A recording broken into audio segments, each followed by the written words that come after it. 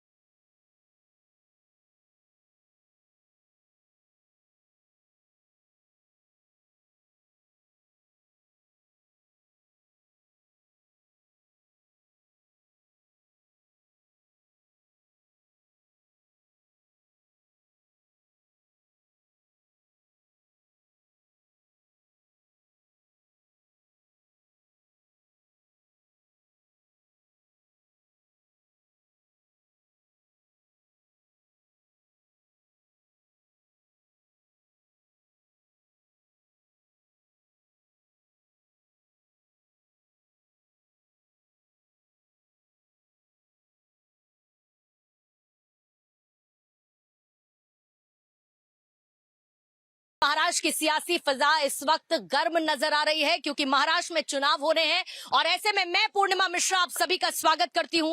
आप पहुंची हूं आज महाराष्ट्र की धरती पर, मुंबई में इस वक्त मैं मौजूद हूं और भारत 24 का खास कार्यक्रम मोदी मुल्क और मुसलमान का स्पेशल एडिशन आज इसी धरती से होगा। जाहिर है कि इस वक्त महाराष्ट्र की सियासी फिजा में एक वोट बैंक जिसकी चर्चा हर तरफ हो रही है और वो है मुस्लिम वोट बैंक। लेकिन मोदी मुल्क और मुसलमान के बीच ये वोट बैंक मोदी को किस तरीके से देखता है, उनकी नीतियों को किस तरीके से देखता है और मोदी और मुसलमान का रिश्ता आखिर क्या कहलाता है, आज इसी को समझने की कोशिश करेंगे। महाराष्ट्र में चुनाव है लेकिन यहां पर हर कोई इस वक्त कोशिश कर रहा है कि कैसे मुस्लिम वोट बैंक को रिझाया जाए। लेकिन बड़ी बात यह कि मोदी कहते हैं कि हम हर एक व्यक्ति तक विकास पहुंचा रहे हैं, योजनाओं का लाभ पहुंचा रहे हैं। क्या मुसलमान ऐसा सोचता है? मुसलमान अब पहले वाला मुसलमान नहीं रहा है और जो पहले के मुसलमानों के बीच में जो ये कुछ 70 साल से बैठे थे, जो राज किए कांग्रेस में, मुसलमानों को डिवाइड किए, अभी वो मुसलमान नहीं रहा। अभी मुसलमान वो रहा है जो देश का विकास करेगा, उसके रास्ते पे मुसलमान चलेंगे। और मोदी साहब जब से आए हैं इस देश में 2014 से, मैं ये देख रहा हूँ कि हर एक मुसलमान का तबके का विकास हुआ है, शिक्षित हुए हैं, क्योंकि मुसलमानों को, माइनॉरिटी को आज तक बेरोजगार रखा गया है। अगर आज रोजगार दिए होते तो आज इन लोग कम से कम मुसलमानों को वोट पे राजनीति नहीं करते थे। बट अब मुसलमान जो मोदी साहब का जो किया हुआ है वर्क काम, यहाँ पे स्थानीय हमारे आमदार साहब हैं, 80% मुस्लिम महिलाओं के लोगों का काम कर रहे हैं और मुस्लिम वोट इस बार ध्रुवीकरण नहीं होगा, मैं आपको बता दे रहा हूँ आपके माध्यम से। और यहाँ पे इस बार मुसलमानों का, इस बार जो वोट चुनाव होगा, मुसलमानों का बढ़ चढ़ के हिस्सा रहेगा, माइनॉरिटी के बीजेपी पे मन बढ़ चढ़ के हिस्सा रहेगा। ध्रुवीकरण की आपने बात की, महिलाओं की आपने बात की। आप एक महिला हैं और यहाँ पर ध्रुवीकरण की कोशिश लगातार हो रही है, लेकिन ध्रुवीकरण की इस कोशिश के बीच में कैसे देखती हैं आप मोदी की उन योजनाओं को जिसके जरिए वो मुसलमान के मन के भीतर चले जाना चाहते हैं? हमारे यहाँ जो कैप्टन सर है उनका बहुत अच्छा है, यहाँ पर हर किसी की हेल्प करते और जो भी अपना समय लेकर आते उनको तुरंत एक्सेप्ट करते। उनको जाति विति के बारे में नहीं पूछते कि आप कौन से कास्ट के हो, कहाँ से हो, ये नहीं पूछते। जिनका जो भी प्रॉब्लम रहता है वो तुरंत एक्सेप्ट करके सॉल्व कर देते हैं। जो पिछले मोदी जी 2014 से कर रहे हैं वो उनका भी अच्छा ही है, उनसे ज्यादा अच्छा हमारे को मिला है, सुविधा मिला है, पानी के लिए मिला है, जो भी प्रॉब्लम है गटर का और रास्ते का सब अच्छा ही मिला है। किसी का घर टूटा हुआ है उनको घर बना कर दिए, खुद खड़े रहकर सब सुविधा अच्छा ही मिला है। हमें कोई वो नहीं है जाति पाति से कि वो बीजेपी है तो उनका नहीं करना चाहिए, ऐसा कुछ नहीं। वो भी हमारे जाति पाति नहीं गिने, उन्होंने भी खड़े होकर हमारे लिए काम करके दिए। मोदी और मुसलमान का रिश्ता कैसा आपको दिखता है? ये मोदी और मुसलमान का रिश्ता जो है ये पार्टी लोगों ने सब बनाया है। मोदी तो कोई पार्टी मतलब मुसलमान हिंदू ये सब कुछ किए नहीं। मोदी तो हमेशा बोला हुआ कि सबका साथ सबका विकास। लेकिन ये जो पार्टी है कांग्रेस, आज की 70 साल देश में राज किया, लेकिन ये पार्टीबाजी कोई बात किया नहीं। अभी जब 10 साल से राज नहीं कर पा रहे, देश का विकास कुछ नहीं किए, देश को अंधेरा में रखे। जब भी मोदी सरकार आया देश का विकास किया तो उनको अभी मिर्ची लग गया। तो ये सब राजकारण मतलब कम्युनिटी हिसाब से कर रहा है, मुसलमान, हिंदू, जैन, क्रिश्चियन ये सब कम्युनिटी कर रहा है, वो गलत सिस्टम है। और जो वोट देने के लिए जाएगा, मुसलमान हो, हिंदू हो, जो भी है, किसका कोई देखा है क्या, किसको वोट दे रहा है, क्या कर रहा है? मुसलमान क्यों नहीं देगा बीजेपी को वोट? अरे सबका साथ में सबका विकास। मुसलमान अभी 2004 में मुंबई में बाढ़ आया था, सबको कैश बांटा, उसमें हिंदू मुसलमान देख देख के कैश देते थे। लेकिन मोदी सरकार क्या बोले हैं कि कैश सिस्टम नहीं, अकाउंट सिस्टम में पेमेंट जाएगा। मुसलमान है तो उसको भी अकाउंट में से पैसा जाएगा, हिंदू है तो उसका अकाउंट में पैसा जाएगा। ऐसा तो कोई सिस्टम नहीं हुआ। लेकिन कांग्रेस का टाइम पे आदमी देख देख के वोट दिया जाता था, हिंदू को देने का नहीं, मुसलमान को देने का नहीं, क्रिश्चियन को देने का नहीं। जो अपना आदमी उस सिर्फ पैसा देने का, उसमें आधा हिस्सा हमारा पार्टी का आदमी लेगा, आधा हिस्सा पब्लिक को दिया जाएगा। वो सिस्टम जब से बंद हो गया तभी से कांग्रेस वाला को, अदर पार्टी वाला को मिर्ची लग गया। इसलिए हमेशा बीजेपी का अगेंस्ट में वो लोग बोलता है। ये संदेह जो पैदा किया जाता है, ये संदेह क्यों? वो संदेह जो किया जाता है, वो पार्टी का कुछ नुसंस लोग है जिसको राजकारण में आने का मौका नहीं मिल रहा है। वो लोग सब बंटवारा कर रहा है कि हिंदू अलग, मुसलमान अलग, वोट हमको दे दो, ये कर दो, वो कर दो। वो सिस्टम गलत है। जो पार्टी अच्छा काम करता है, बीजेपी काम अच्छा करता है, 10 साल से जो काम सही कर रहा है उसको ही वोट दिया जाएगा, वही आदमी जीतना चाहिए। मुझे एक बात से बड़ी समस्या है कि ये जो मुसलमान है, ये मुसलमान सिर्फ एक वोट बैंक क्यों है? लेकिन एक बात और बोलूं, वोट बैंक तो है लेकिन खुलकर नहीं कहना है कि हमारा वोट बैंक है। मैडम ये क्या है कि जो लोग इसको कर रहे हैं, मुसलमान इस बार एकदम अभी शिक्षित, और मुसलमान का एकदम सीधा फंडा है कि जो हमारे बच्चे का विकास करेगा, जो हमारे पढ़ाई में शिक्षा देगा। अब मुसलमान शिक्षित हो रहे धीरे धीरे, तो अब बीजेपी की तरफ जा रहे हैं क्योंकि हमको डराया गया। डराया किस लिए गया? वो बीजेपी पार्टी है, उधर जाओगे तो उसको आपको हिंदू पार्टी है नहीं। हम देख रहे हैं कि जो हमारा विकास हो रहा है, हमारे माइनॉरिटी के लोगों का विकास हो रहा है, ऐसा विकास कभी कांग्रेस में हुआ नहीं था। ऐसा विकास कभी कांग्रेस में हुआ नहीं था। इसलिए अभी लोग, माइनॉरिटी के लोग बीजेपी की तरफ उनका रुझान पूरा है।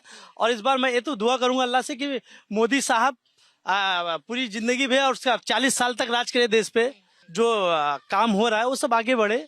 और मुसलमान इस बार अब वोट बैंक नहीं रहेगा। नहीं, आप क्योंकि मुस्लिम कम्युनिटी से ताल्लुक रखते हैं, ये मुस्लिम कम्युनिटी क्या सोचती है, मुझे जरा उनके मन की बात बताइए। आप उनके मन में क्या है? ऐसा तो नहीं है कि सिर्फ कहने के लिए कह दिया, मन में कुछ और हो, ऐसा तो नहीं? मैडम ऐसा अब नहीं है, पहले डराया जाता था उनको। क्यों डरा? क्या कह के डराते थे कि बाबा ये हिंदू पार्टी है, इधर जाओगे तो आपके बच्चे को वो कर देंगे, आपको ये कर देंगे। लेकिन आज जब सबका, मोदी साहब जब से 2014 से आए हैं, उनका एक ही चीज है कि हर एक लोगों को एक हाथ में लैपटॉप, एक हाथ में कुरान। मोदी साहब ने किसी कम्युनिटी के लिए नहीं बोला है कि इनका विकास नहीं होगा। आज जो भी योजना आ रही है, मैं बता रहा हूँ, आपका सर्वे में आप पता कर लीजिए, 80% लोग, माइनॉरिटी के लोग ही उसका पहले फायदा ले रहे हैं। हाँ, तो हम लोग मोदी साहब के साथ रहेंगे। और हमारी पूरी कम्युनिटी, जो लोग अभी कुछ चल रहा है, कुछ फतवा वगैरह कुछ चल रहा है, जो बैठे हैं उलमाए लोग, वो फतवा दे रहे हैं, वो अपने फायदे के लिए दे रहे हैं। वो हमारे क्यों? वो नकली मुसलमान है। मैं उनको नकली नहीं बोलूंगा, लेकिन वो बिके हुए मुसलमान है, इतना तो बोलूंगा। कौन, किसने खरीद लिया? अब खरीद लिया। अब आपको मालूम होना चाहिए, आपको तो मालूम है, आप सब लोग का इंटरव्यू ले रहे हैं, आपको तो मालूम होना चाहिए उन लोग फतवा किसके बोलने पे और क्यों देते हैं। लेकिन एक मुसलमान अपनी मुसलमान कम्युनिटी के लिए बिक कैसे सकता है या उनके विरुद्ध कैसे जा सकता है? आप में से किसी का कोई बच्चा है, पढ़ाई कर रहा हो, जरा मुझे बताइए, या नौकरी कर रहा हो। आपसे मैं पूछती हूँ, बताइए जरा मुझे, क्योंकि अभी इन्होंने एक बड़ी अच्छी बात बोली कि अगर मुसलमान पढ़ेगा तो बढ़ेगा, जैसे कि बेटी पढ़ेगी तो बढ़ेगी। घर में ना बेटी में भेदभाव, ना बेटे में भेदभाव। लेकिन ये मुस्लिम भेदभाव वाला नैरेटिव जो आता है, आप अपने घर में बदलाव देखते हैं? कुछ हुआ योजनाओं के आने के साथ? योजना जो भी आया है हमारे घर में तो सबको मिला। ये नहीं कि खाली हिंदू को मिल रहा है या मुस्लिम को मिल रहा है या ईसाई को मिल रहा है, सबको भी मिल रहा है। और मेन बात क्या होता है, जो लोग बोलते हैं ना कि भाई ये बीजेपी आएगी तो ये कर देगी, वो कर देगी, वो कुछ नहीं करेगी। ये बीजेपी जो है वो चलते रहेगी। और मेन बात क्या है, कांग्रेस के लोग, जो शिवसेना के लोग, उन लोग जो ऐसी बातें कर रहे हैं ना, तो अपने को वो सब नहीं है। मैं तो ये समझना चाहती हूँ, आपने कहा कि मुस्लिमों को डराया जाता था, इस नैरेटिव से बड़ी दिक्कत है क्योंकि हम बात करते हैं, हम सेकुलर हैं, हमारे यहाँ पर जो विविधता है वही भारत देश की खूबसूरती है।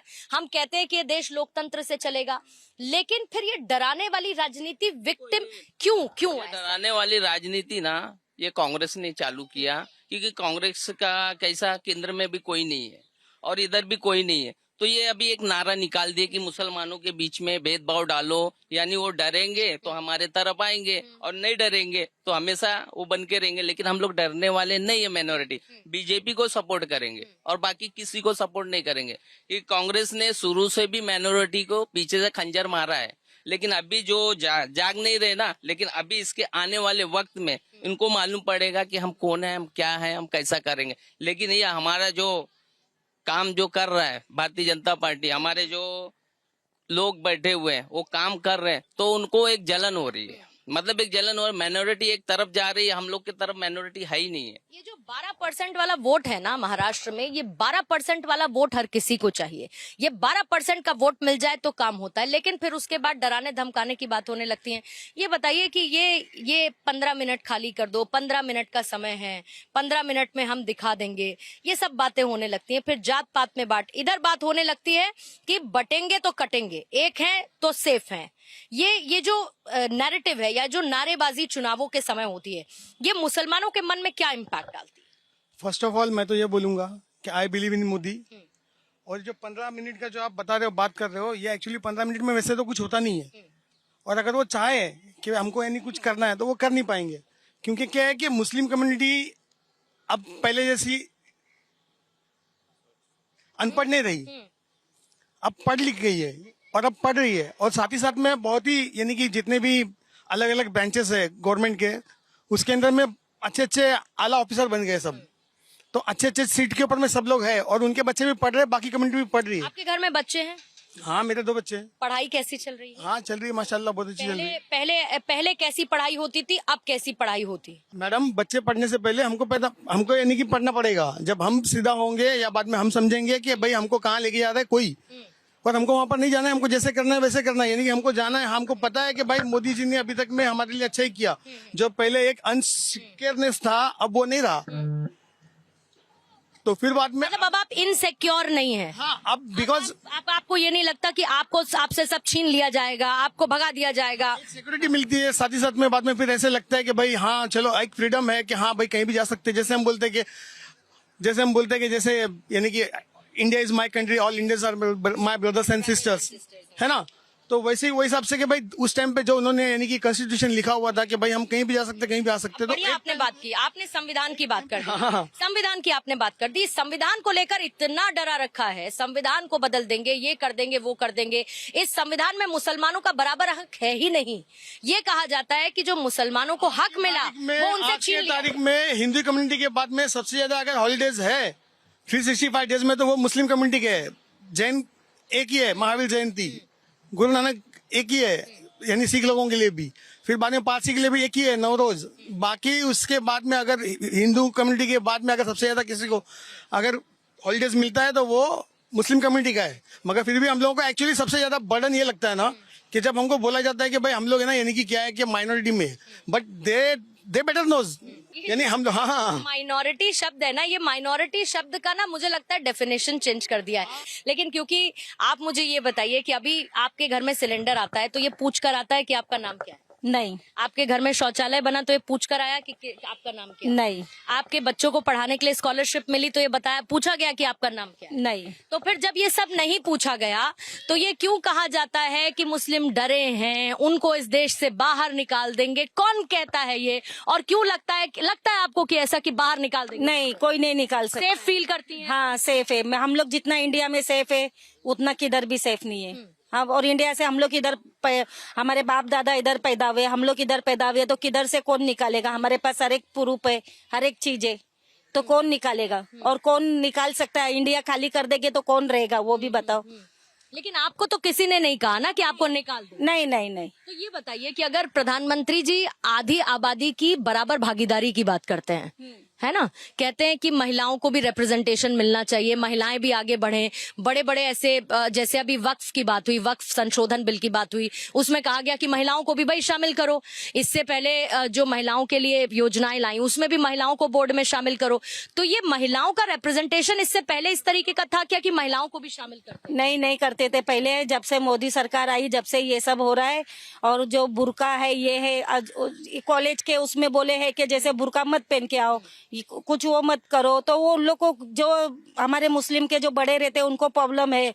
लेकिन हम भी हमारे बच्चे लोग को इंडिया में पढ़ाए बढ़ाए, जैसा पहनना चाहते हैं वैसा पहनते करते, हमारे ऊपर तो कोई पाबंदी नहीं है और कुछ नहीं है, और जैसा जिसको जैसा सोचे वैसा उन लोग अपना खुद करते।